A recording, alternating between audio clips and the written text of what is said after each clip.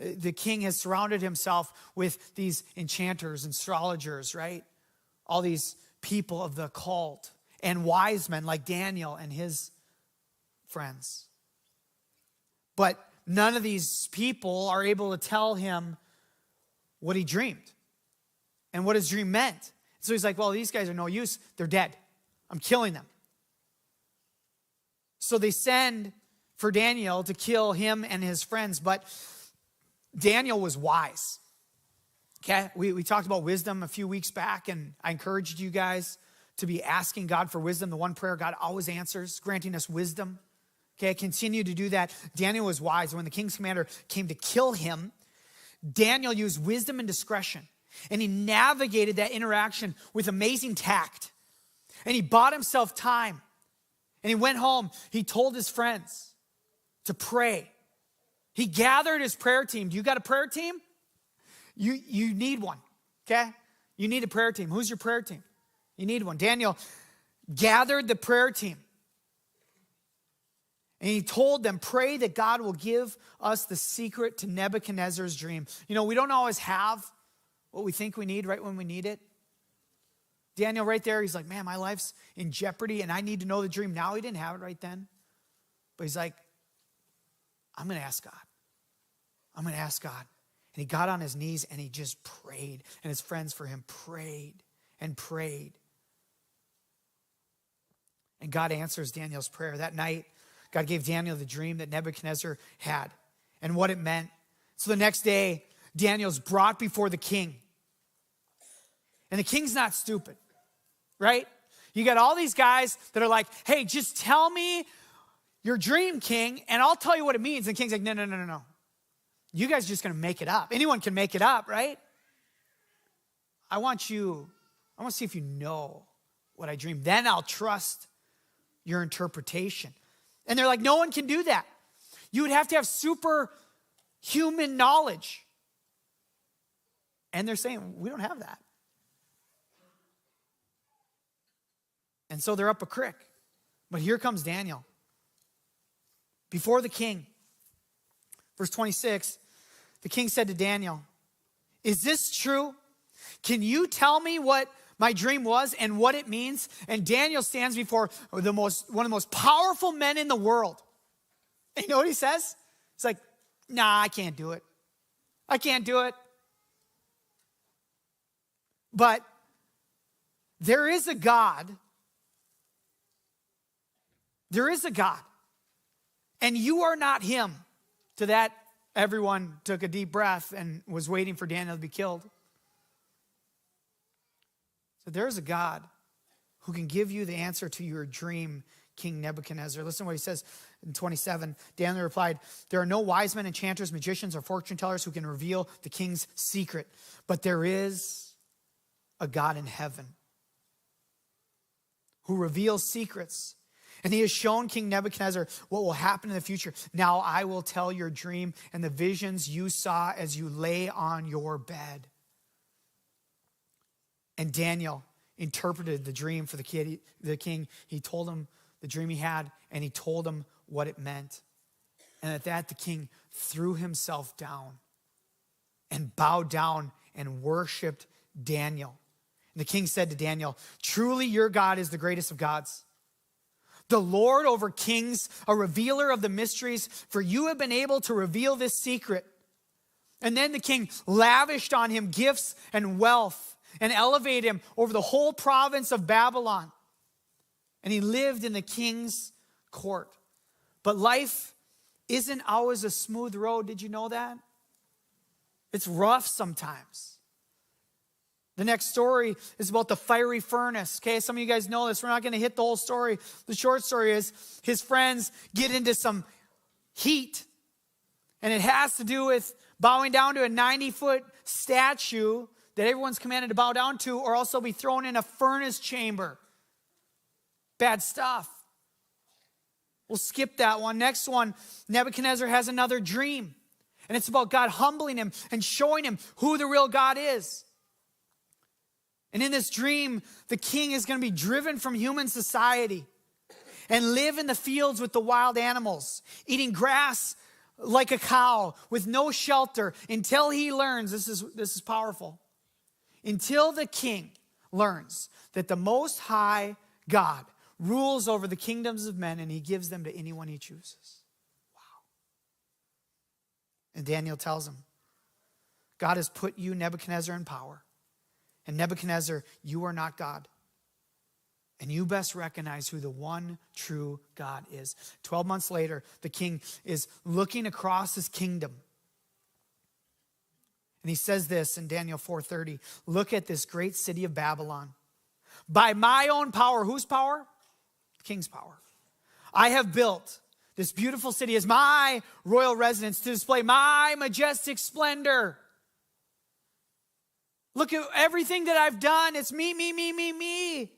And while the words were still in his mouth, a voice called down from heaven and said, you are no longer ruler of this kingdom. You'll be driven from human society and eat grass like a cow until you recognize that the Most High God rules over the kingdoms of men and he gives them to anyone he chooses. And so it went down. The king was driven from his kingdom. He ate grass. He lived in the wilderness with no shelter until he finally got to the point where he recognized who the one true king was. And it wasn't him.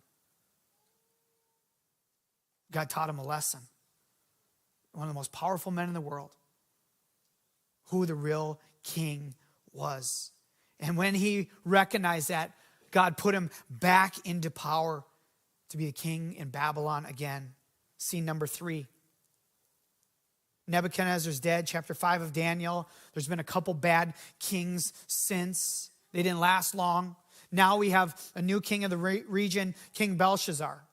And Belshazzar throws a huge rave, okay? A huge bash, huge party with thousands of nobles getting hammered, surrounded by women. And in a display of dominance and power, the king brought in some golden goblets that were stolen from the temple in Jerusalem when they ransacked Jerusalem. Okay, these were holy, sacred items from the temple. And the king gave them to his nobles to drink out of, to desecrate the articles of the temple. And as they drank, Daniel 5:4 says, while they drank from them, they praised who? Their idols made of gold, silver, bronze, iron, wood, and stone. And as they did, suddenly human fingers of a hand appeared and wrote in the plaster on the wall. And the king was scared out of his mind. He turned pale white. His knees knocked together. His legs gave out. And he fell to the ground in fear. And he called all the wise men together, all the enchanters, astrologers, fortune tellers. But no one could read what was written. And the queen mother, she saw all that happened. And she remembered Daniel. And she brought Daniel before the king to tell him what it meant. And Daniel reminded the king what happened to Nebuchadnezzar and how God had humbled him and showed him who the one true king is. And Daniel said, you knew this. You knew this. And you didn't humble yourself. You proudly defied the Lord. And the message means the days of your reign are numbered. You have been weighed on the balances and have not measured up, and your kingdom has been divided and given to the Medes and the Persians. And that very night, the king was killed, and Babylon was overthrown by the Persians under King Cyrus the Great, 539 BC. This is secular history. I got a map of this. So Babylon is overtaken by the Persian Empire. They're new world leaders. King Cyrus. And I'm going to leave you with one last story today, scene 4. It's Daniel in the lion's den, okay? Famous story. Darius is in power. The theme that we're seeing through Daniel is this constant forgetfulness of who the one true king is. Started with the Israelites, now it's in these secular kings. And God is showing the world leaders and the kings of earth who he is. And he's continuing to work on behalf of his people. He's preserving the remnant of faithful followers of the Lord like Daniel. And Daniel's still around. And there's people that don't like him. Remember, it's a rough road. And they want ill things to happen to him. So they come up with this plan. They're going to throw him under the bus. They go to the king and say, some of his advisors, they say, here's what we think you should do, king. We think you should make a decree that in the next 30 days, no one can bow down to any other god except for you, or pray to any other god but you. For 30 days. If they do, they should be thrown into the den of lions. And the king thought, oh, that sounds pretty good. And he issued the decree. And it was legally binding. There's no going back on it. And so what does Daniel do? What do you do when it's illegal to pray? Here's what Daniel does. Daniel 6:10. But when Daniel learned that the law had been signed, it was written. He went home. He knelt down. Those two words are important. As usual. As he usually did. He went down in his upstairs room with the windows open towards Jerusalem, and he prayed 3 times a day. Here's some more important words. Just as he has always done. Do you pray 3 times a day to the Lord? Daniel did. And even when it's illegal, he's going down and he's getting on his knees and he's praying to the Lord, giving thanks to his God. He's only scared of one king. He only worships one king. He knows who the one true king is, and he prays to that king, and he gives thanks to that king for everything that he's done, for all the ways he's sustained him through everything. His trust belongs to the one Lord and King, the ruler of all.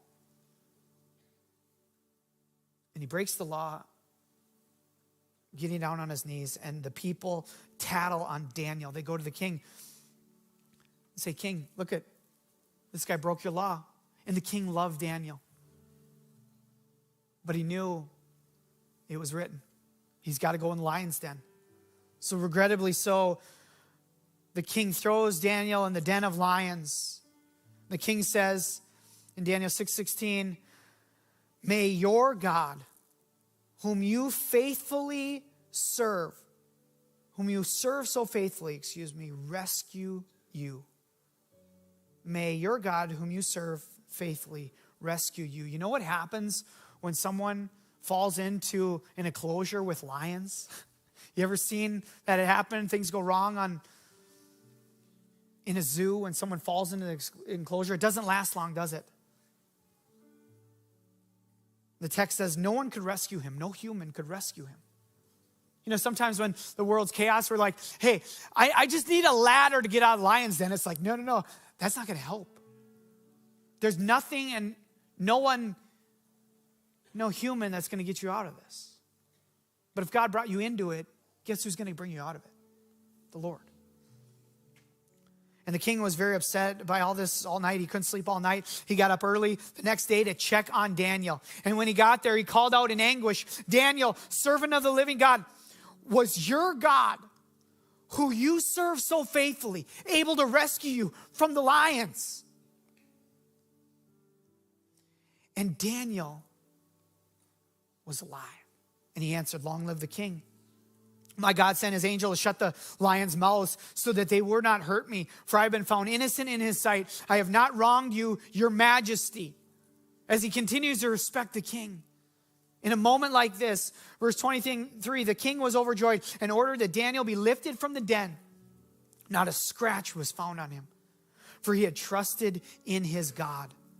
And the king sent a message to the whole world, every race and nation and language. Remember that map of where Persia is? He sent a message to the whole world. And here's what he decreed. I decree that everyone throughout my kingdom should tremble with fear before the God of Daniel. For he is the living God, and he will endure forever. His kingdom will never be destroyed, and his rule will never end. He rescues and saves his people. He performs miraculous signs and wonders in the heavens and on earth. He has rescued Daniel from the power of the lions. That's the God that we worship. He's an amazing God.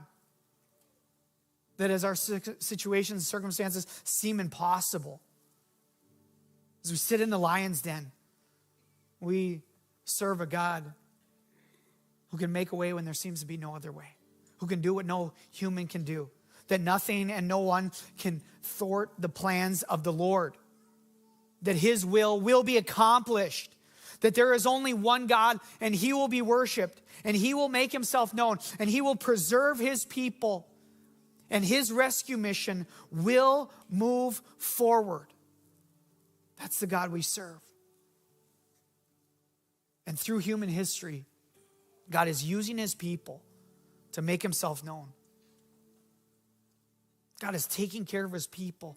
He's our creator and our sustainer, our provider. And he communicates to all the world that he is the one true God who alone is deserving